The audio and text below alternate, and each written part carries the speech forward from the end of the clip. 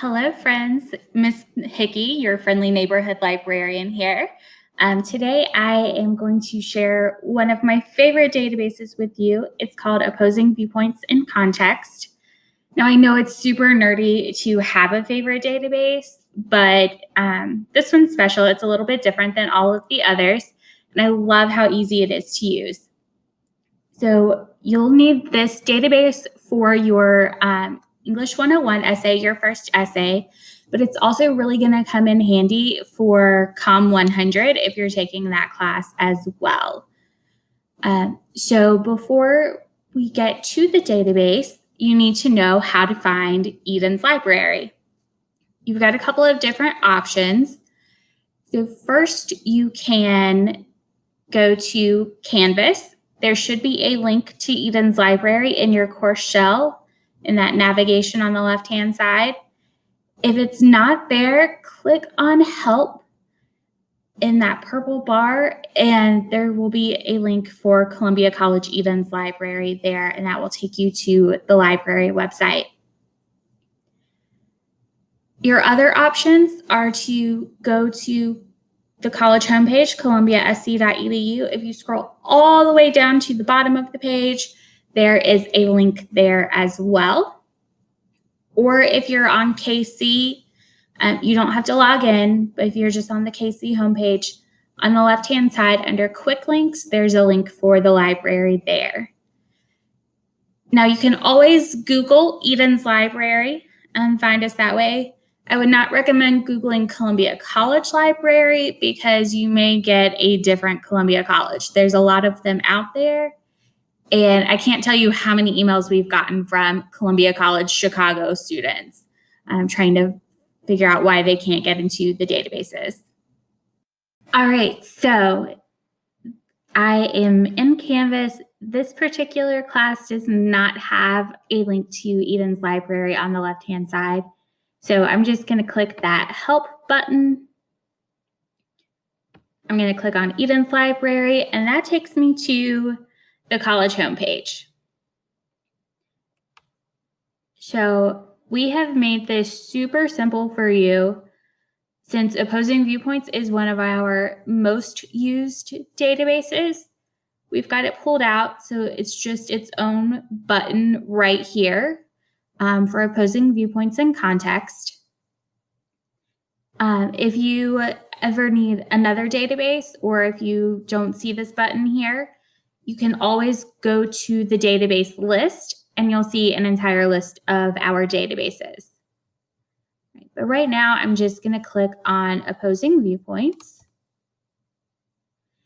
If you're off campus, it will ask you to sign in. So you're going to use your entire CC email address and your regular email password. So koala with a capital K, the last four of your social. Sometimes it doesn't like the first login, so try it a second time. And then if it still doesn't work, give the library a call or send us an email and we'll try to figure out what's going on with that, okay?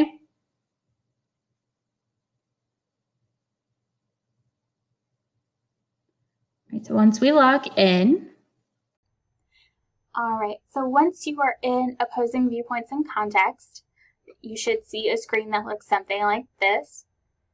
If you look in the upper left-hand corner, it says, My Library, Columbia College.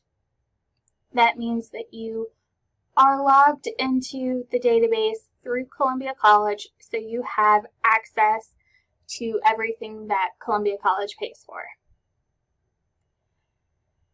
Now, this database does have a search box, but this particular database I find is much easier to browse than to actually use the search box. So we're going to go ahead and skip that. We have the issues of interest. So they naturally have the infectious diseases page up first, since everyone is worried about the coronavirus. But if you scroll on down, you will see these categories. It says Browse Issues. So we've got Society and Culture, Energy and Environmentalism, Science, Technology, and Ethics. And each one of these big issues has some smaller topics within it. So let's say I wanted to look at energy and environmentalism. There's 51 different topics in that category. All right, so I've got everything from activism to fracking to urban agriculture, nuclear energy. So if we take a look at the topics, you might think, oh, well, what does online retail have to do with energy and the environment?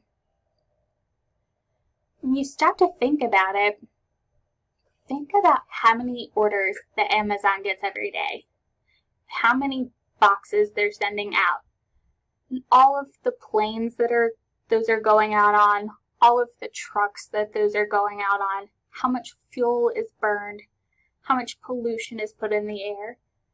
That's the kind of angle that is taken with online retail that makes it fit into the energy and environmentalism category.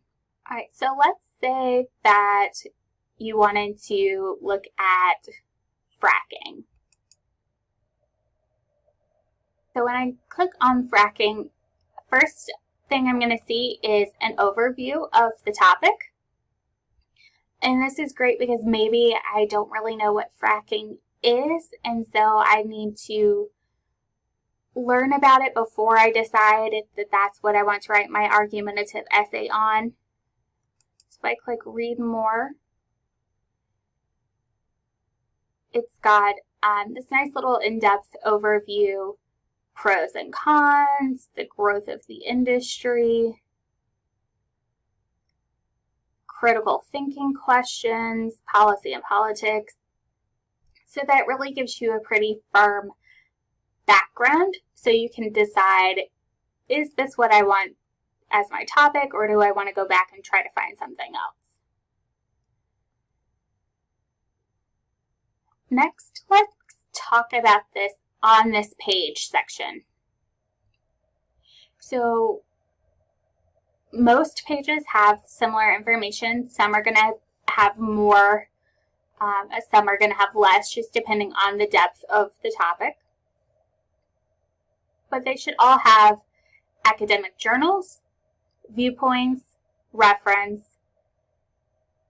news, magazines, statistics. So let's talk about if and how you can use those in your argumentative essay. Let's start with viewpoints. Now, viewpoints are opinions. They are not scholarly sources. They are not peer-reviewed. So let's just scroll on down and take a look at that real quick. So you can see there are 30 viewpoints. It's only showing me 3 right here. So if I wanted to see all of them, I could click on viewpoints, and it will show me all 30 of those. Now, like I said, these are opinions, so they are not the scholarly sources that you want for your paper, but that doesn't mean that they don't have any value. You can read these to see what arguments other people are making and what some of the pros and cons and different angles that people are taking with this particular topic, and kind of help you brainstorm a little bit. So they're not the sources that you want to cite, but they are still valuable for your paper.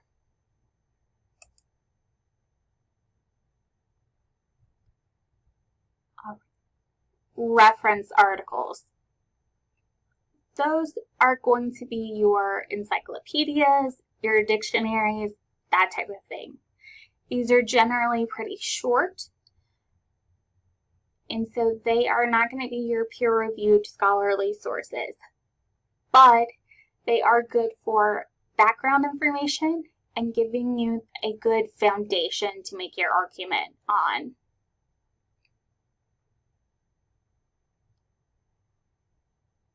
Now, news and magazines. Those are also not going to be scholarly or peer-reviewed, but it is a good idea for you to look at some of these news articles, look at some of these magazine articles to let you know what's happening regarding this topic today.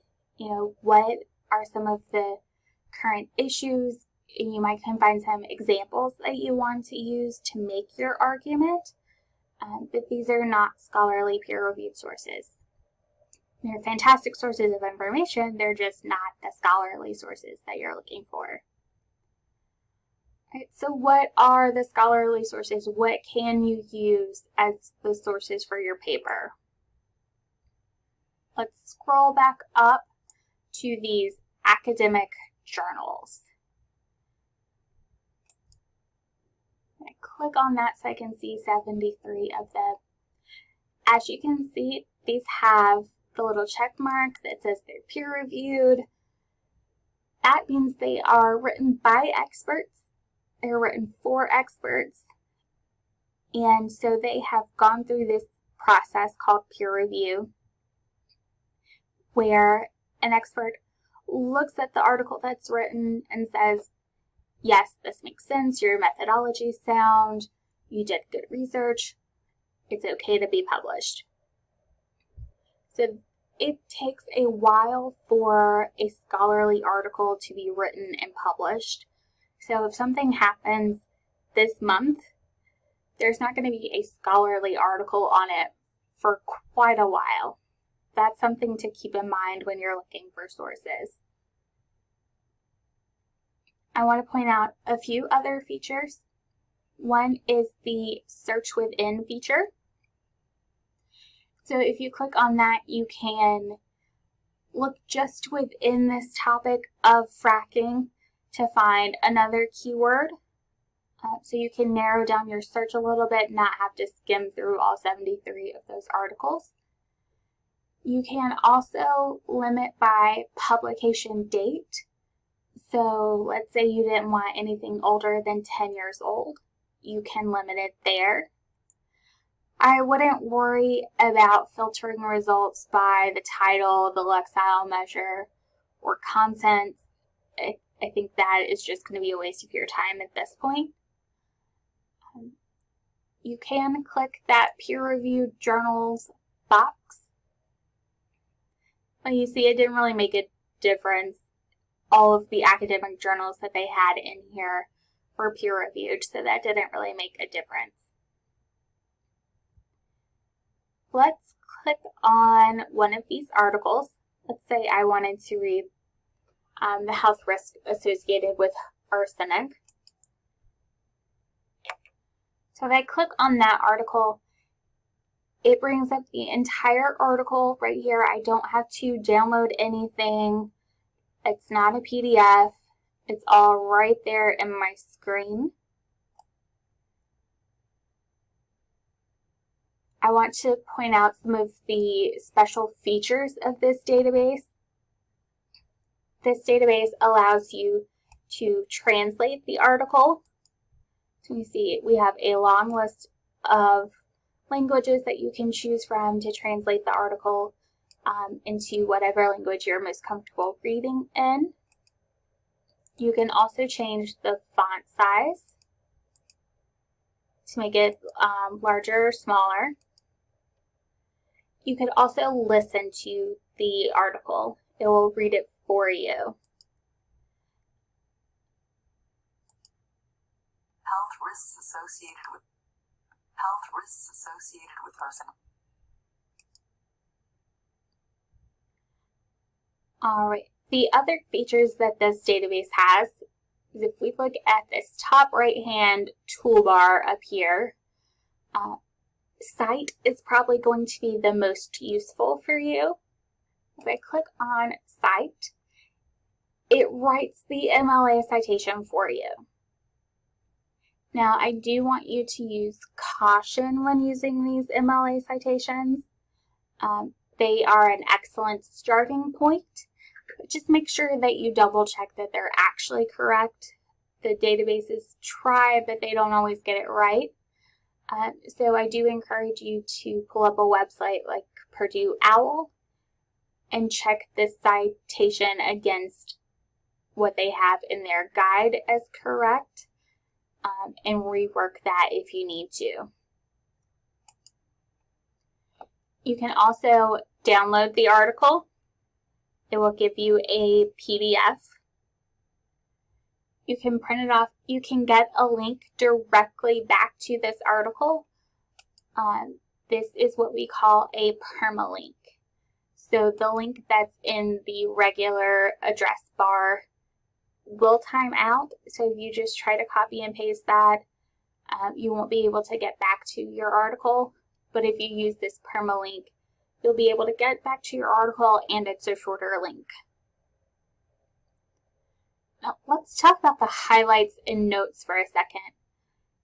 So if I'm reading through several articles, maybe I decide, I really like this sentence. I want to base my argument around that.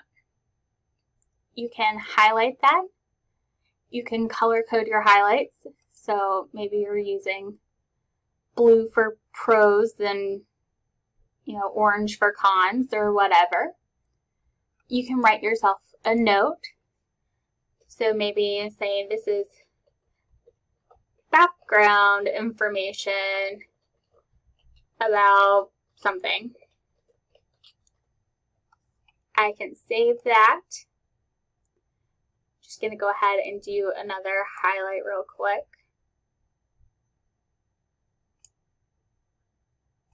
So maybe I want that one in pink, and